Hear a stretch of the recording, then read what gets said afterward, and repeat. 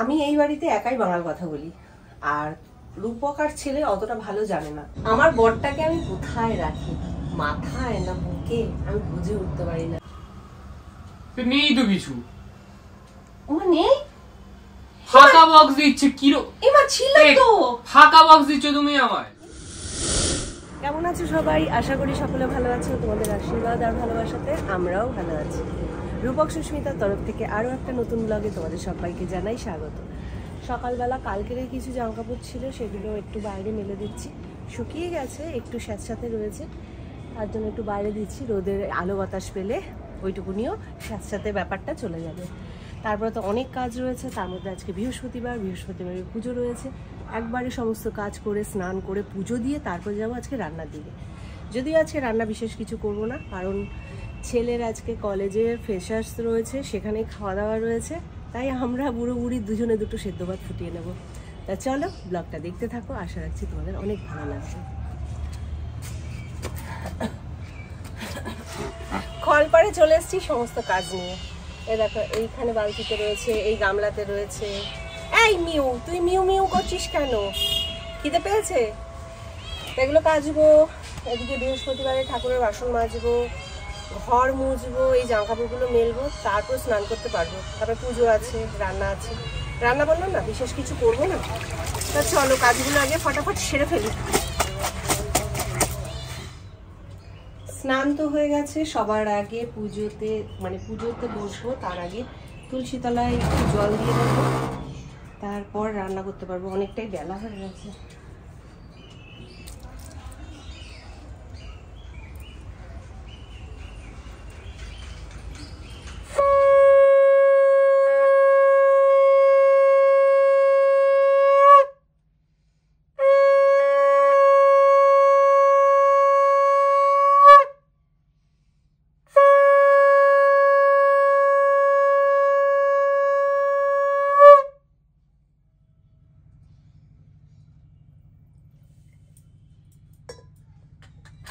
আমার বরটাকে আমি কোথায় রাখি, মাথায় না বুকে, আমি বুঝে উঠতে পারি না।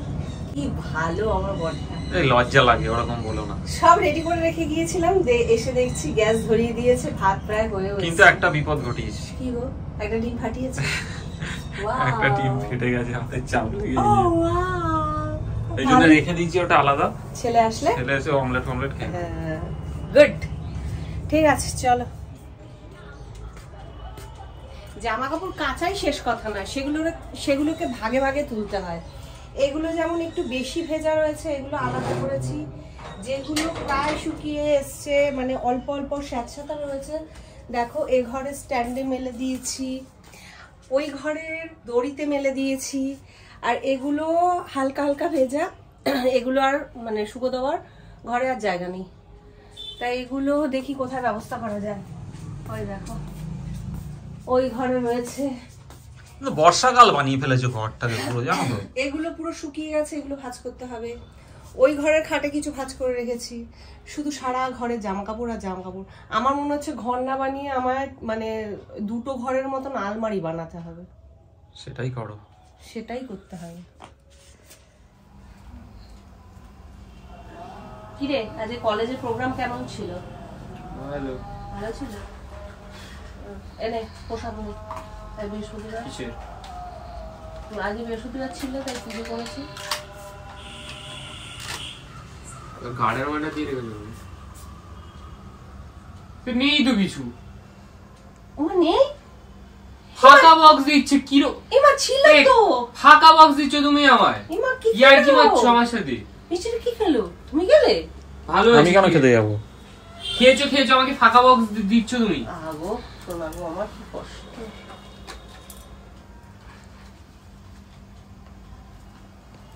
এনে এত রেগে ফাঁকা বক্স দিলে কেন? একটু মজা করলাম তোর সাথে, দেখলাম মজাটা কেমন লাগে। ভালো, মজাই করে যাও সারা জীবন। পুরোটা খাবি না কিন্তু। আর ওটা ফার্স্টে দিলো না, তারপর যখন দিলো বলে পুরোটা খাবি না, তা দিলে কেন? ওটা আমি দেখবার জন্য দিলাম। আর যদিও খাস, খুঁটে এক চিমটি খা, আবার বক্সে রেখে দে, কালকে দেবো আবার। কাকে দেবে কালকে? তোকেই দেবো। তো আজকে কেন খাবো না? মানে আজকে অল্প একটু খা, আবার কালকে তো খেতে হবে। কেন কালকে কেন খেতে হবে? রোজ একটু করে মিষ্টি খেতে হয়। ও ভাই ভগবান,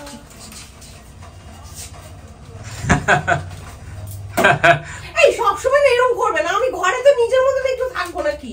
থাকো না, কে বারণ করে? এটা এডিটের সময় কাট করে দেবে। চা বানাতে চলে এসেছি। কোনো কাট থাকবে না, কোনো কাট থাকবে না। কি থাকবে তাহলে? সবটাই একদম টাকার টাক।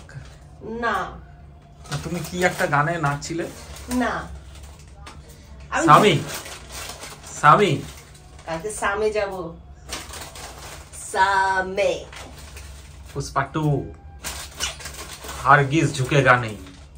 হারগিজ ঝুঁকেগা নেই তো এত কি এরকম, আর ঝুঁকেগা নেই এরকম, আর হারগিজ ঝুঁকেগা নেই এরকম। কি একটা বারও করে এই কথা কথা গুনে বেশিটা দিয়ে দিলাম। সেই চা খাওয়ার পর অনেকটা সময় মানে পার হয়ে গেছে। চা খেয়ে সুস্মিতা একটু রেস্ট নিচ্ছি বলে শুয়ে পড়েছিল, এখনো শুয়ে আছে। আমি ভাবলাম তুমি ঘুমিয়ে পড়েছো। ঘুমিয়ে পড়িনি, কিন্তু ঘুম পাচ্ছে। তা সুস্মিতা বেশ অনেকটা টাইম, এখন 10টা অলরেডি বেজে গেছে, মানে প্রায় 2 ঘন্টার মতন শুয়ে একটু রেস্ট নিয়ে নিল। কিন্তু আমি রেস্ট নিতে পারলাম না, আমার কিছু কাজ ছিল, আমায় করতে হচ্ছিল। 2 ঘন্টা বাজে কথা বলো না, আমি বসেও ছিলাম। কেন মিথ্যা কথা বলো? ও বসেও ছিল, সেটা আমি দেখিনি তো। আচ্ছা, এখন কথা হচ্ছে যে রাত্রিরের আটা মাখা রয়েছে। বাহ, ভেরি গুড গার্ল। আমি আটা মেখে রেখেছি। বাহ, তাহলে একটু রুটি কটা 6 ভাজা ভেজে নাও। গরম গরম ভাজবো বলেই তো মেখে রেখেছি। হ্যাঁ, তা খিদে লেগেছে। তা সেটা বললেই হয়, তোমরা তো 11টা 12টার আগে খাও না, তার জন্য আমি শুয়ে আছি। 11টা 12টায় কি ধরনের কথাবার্তা এগুলো? বলি, ঠিকই বলি। ওঠ না, সব কথাবার্তা বলে ওঠ না, এটা কি ভাষা? এই বলতেই পারি আমি। না, তুমি কেন বলবে? তাহলে আমি আপনি করে বলবো। হ্যাঁ বলো।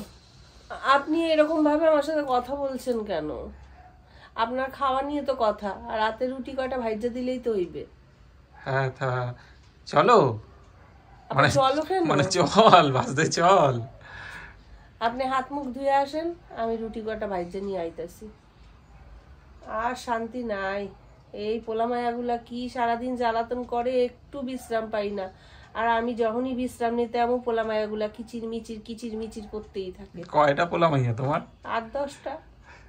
একটা তো বয়স হয়েছে 1 বছর, আর একটা 6 মাস, ওইটা পাশের ঘরে ঘুম পাড়ায় রাখা হয়েছে। আর বড়টা তো গেম খেলতেছে। আর মাঝের গুলা যে এখন কই ভগবান জানে, এখনো ঘরে ঢোকে নাই। আমি যাই, অগলতে আয়া পড়বো, আবার খাইদা পাইবো। মা মা মা কইরা টানতে থাকবো। রে বাবারে, হাঁটুর ব্যথাটা তো বাড়ছে গো।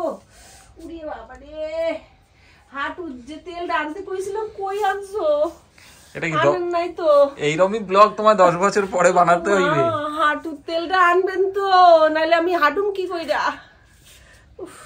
কেসা লাগা মেরা মজাক? আচ্ছা না? তা যাই হোক বন্ধুরা, অনেক মজা করলাম। তা তোমাদের কেমন লাগলো মজাটা? আশা করি ভালোই লেগেছে। তোমরা অনেক বন্ধুই অনেকে কমেন্ট করো যে দিদি তোমার বাংলা কথাগুলো শুনতে খুব ভালো লাগে, তুমি বাংলা কথায় ব্লগ বানাবে।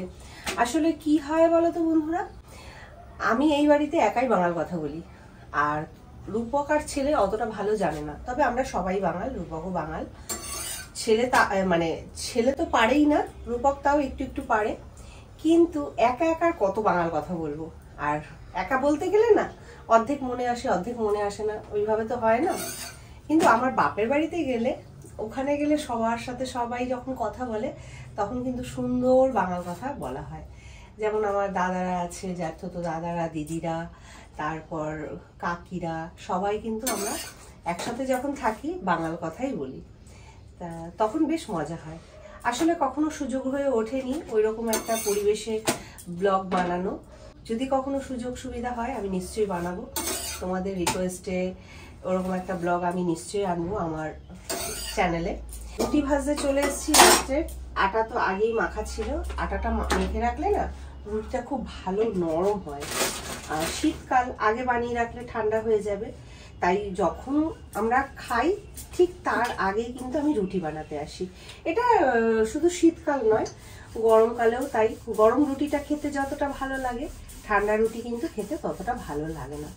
যখন নিহাত এক উপায় থাকে না, তখন হয়তো বানিয়ে রাখি।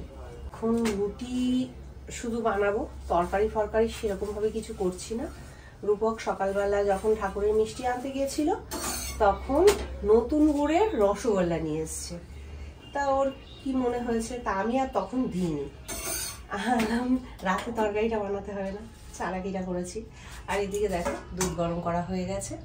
আমাদের দুধ মিষ্টি থাকলে আর রাতে কিছু লাগে না রুটির সাথে। ছেলেও ভালোবাসে আর রূপক তো ভালোবাসেই। আমার আর রোগা হওয়া হবে না, কারণ এত মিষ্টি খেলে কি করে রোগা হবো। তবুও চেষ্টা করছি। তার কদিন ধরে ভাতই খাওয়া হয়ে যাচ্ছে, তার থেকে আবার প্রপার ডায়েটে আসতে হবে। এই রুটিটা ফুললো না, ফেটে গেল। রুটি না ফুললে না ঠিক ভালো লাগে না। রুটি কটা ভেজে নিই, আবার আসছি তোমাদের সঙ্গে। রাতের খাবার দাবার নিয়ে বসে গিয়েছি। আর রাতে রয়েছে দুধ, নতুন গুড়ের রসগোল্লা, কালকের লুচি ছিল, সেটা এক পিস করে সবাই নিলাম, আর রয়েছে গরম গরম রুটি। এই দিয়ে আজকে রাতের খাবার দাবারটা মানে সেরে ফেলবো। আর এখন ঘড়িতে বাজে রাত্রি 11:30। আমরা তো এখন খাচ্ছি, কিন্তু অনেকে বন্ধুদের হয়তো খাওয়া দাওয়া হয়ে গেছে, অনেকে হয়তো অর্ধ নিদ্রায়ও চলে গেছো। কিন্তু আমাদের তো এরকম রোজকার ব্যাপার, রোজকারই রাত্রির হয়। এখন খাওয়া দাওয়াটা শেষ করব, তারপর শুতে পারবো। আজকের ব্লগটা এখানে শেষ করছি। দেখা হচ্ছে কালকে নতুন একটা ব্লগের সাথে। তোমাদের ভালো লাগলে একটা লাইক আর কমেন্ট করে দিয়ে যেও। টাটা, শুভরাত্রি।